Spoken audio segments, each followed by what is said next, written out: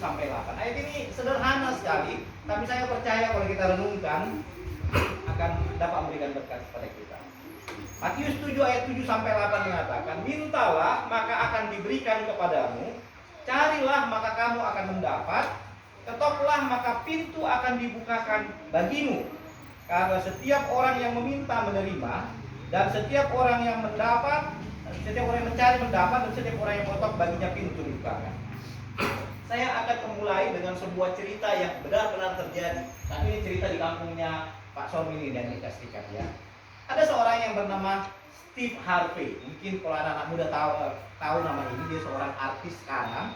Tapi dulu dia ini adalah seorang homeless, nggak punya rumah. Ya. Dia hanya punya, biasa di Amerika, dia hanya punya sebuah mobil tua, kemudian dia pindah-pindah dan tinggal di mobil ini. Ya. Jadi karena dia juga dicerai, istrinya meninggalkan dia dan hiduplah seorang diri. Pada suatu hari di Amerika begitu, dia sampai ke sebuah danau dan di danau ini dia pikir memancing lah, pikirnya untuk cari ikan. Kalau di sini mancing boleh di mana aja, kalau di sana nggak boleh ya Pak ya. Nah, ketika dia memancing dapat dialah beberapa ekor ikan di sana dari danau ini. Tetapi kemudian tiba-tiba security datang, satpam datang dan kemudian menangkap dia dan mengatakan, kamu telah memancing di yang bukan propertimu, di bukan tanahmu. Ini bukan tanahmu, kau nggak boleh mancing di sini. Tapi ini ikan bagaimana katanya? Kembalikan ikannya. Ikan yang sudah ditangkap sudah mati, harus dibuang kembali ke danau ini karena itu bukan apa? Bukan tanahnya. Dan danau ini. Nah, begitu. Lalu sedih sekali perasaannya.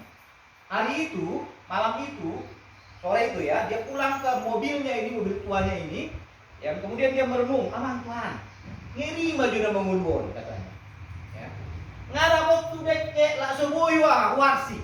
Kenapa? Katanya aku memancing di danau yang bukan milikku. Dia mulai merenungkan hidupnya ini. Danau nggak tanah, hanya mobil tua ini yang dijadikan rumah ini sama dia. Lalu dia berpikir begini, aman Tuhan, nang kepala satu bang langsung tanahku. Gak ada sejengkal pun tanahku gak ada. Dia lihat di internet pada waktu itu tanah di dunia ini ada sekitar 36 miliar akre. Akre itu satu akre itu sekitar 10 lantai ya, sekitar 10 lantai. Dan menurut perhitungan dia waktu itu pada zaman itu adalah jumlah penduduknya sekitar 6 miliar orang pada waktu itu.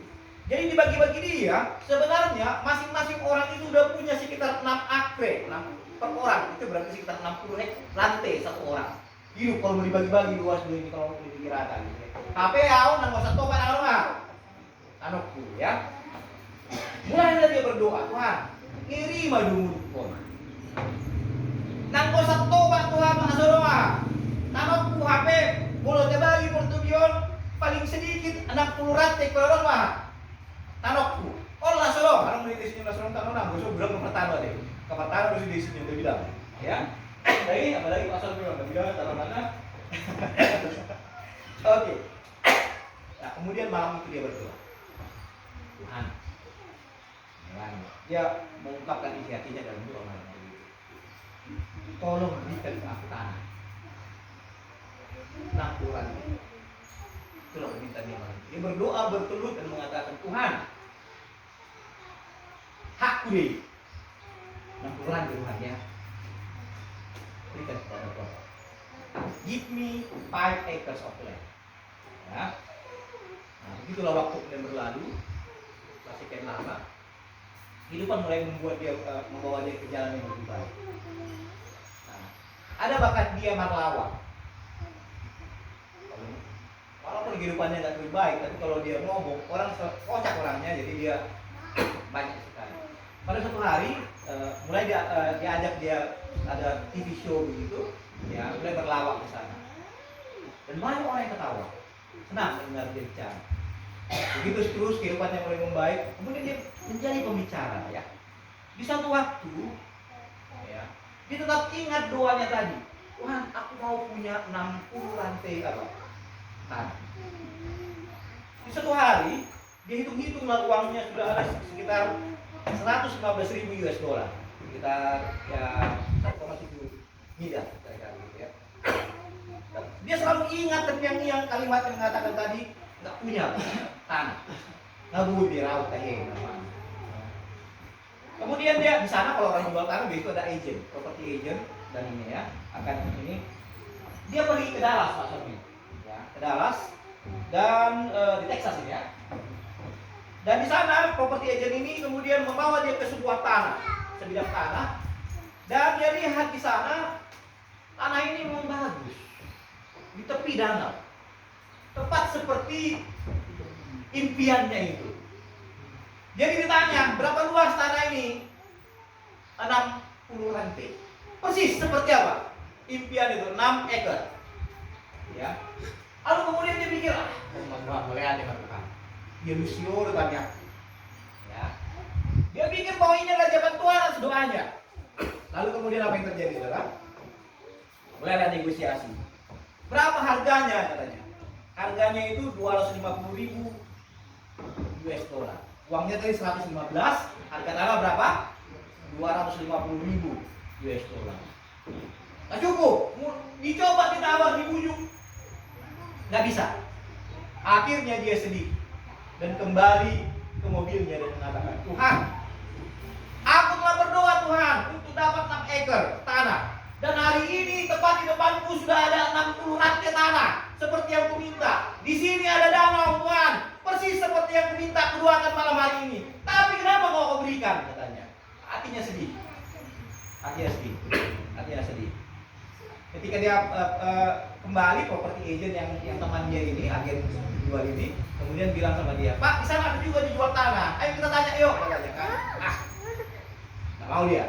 Dan dia bilang, ngapain lah, uang nggak cukup, kata dia. Bikin sakit hati aja, kata dia ya. Membeli.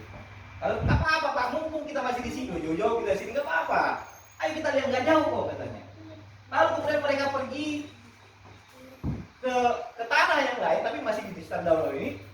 Dilihat di situ ada di sebelah sana ya, tapi di sekitar danau ini ada tanah juga.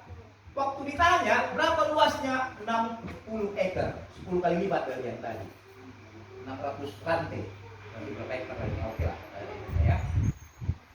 Dia bilang, tanah mungkin cukup. Tadi aja 6 ekor di sana nggak bisa, nggak cukup uangnya. Apalagi ini 60 apa? 60 ekor, nggak cukup. Dia udah mulai sedih. Lalu kemudian dia ini orangnya ini nyentrik, pakai pakaian cowboy. Memang mungkin nggak sebagus tanah yang di awal itu, yang mungkin di jalan itu. Saya juga nggak tahu persisnya ya. Lalu dia bilang, diperkenalkan sama property agent. Oke, sir, this is my friend. Teman saya ini, Steve Harvey. Dia melihat tanah bapak ini, katanya. Oke. Tapi dia langsung bilang, tapi uang saya nggak cukup. Dia langsung bilang, ya. Tapi sudah tahu apa yang dikatakan oleh bapak ini? How much money do you have? Berapa banyak uang yang kau punya rupanya? Uang saya cuma 115.000 US dollar, katanya. Give me the money, you can have the land. Begitu cepat. Di sana anaknya 6 rantai, 66 akre, 60 enggak, 250 tawar nggak mau. Tapi di sini adalah dia sudah sangat tidak pesimis, tidak ini, dia juga tidak berharap akan mendapat tanah itu. Adalah dia mengatakan, tapi uang saya nggak cukup. How much money do you have? Berapa banyak uang yang kau punya? 115. Give me the money, you can have the land. Dia terkejut dan menceritakan ini kepada banyak orang. Saya lihat kesaksiannya di komputer dan dia mengatakan, mengutip sebuah ayat ini. Efesus 3 ayat 20. Steve Harvey mengutip ini. Dia bukan Advent ya, tapi seorang Kristen, dikatakan, bagi dia yang sanggup melakukan jauh lebih melimpah daripada yang kita minta atau pikirkan, sesuai dengan kuasa yang bekerja di dalam kita. Dia mengatakan Tuhan sanggup melakukan jauh lebih melimpah dari apa yang kita pikirkan dan kita minta. Tuhan sanggup melakukan lebih dari yang kita bayangkan. Ya. Itu adalah kesaksian dari Steve Harvey. Ayat tadi yang kita baca, ayat inti kita adalah tadi Matius 7 ayat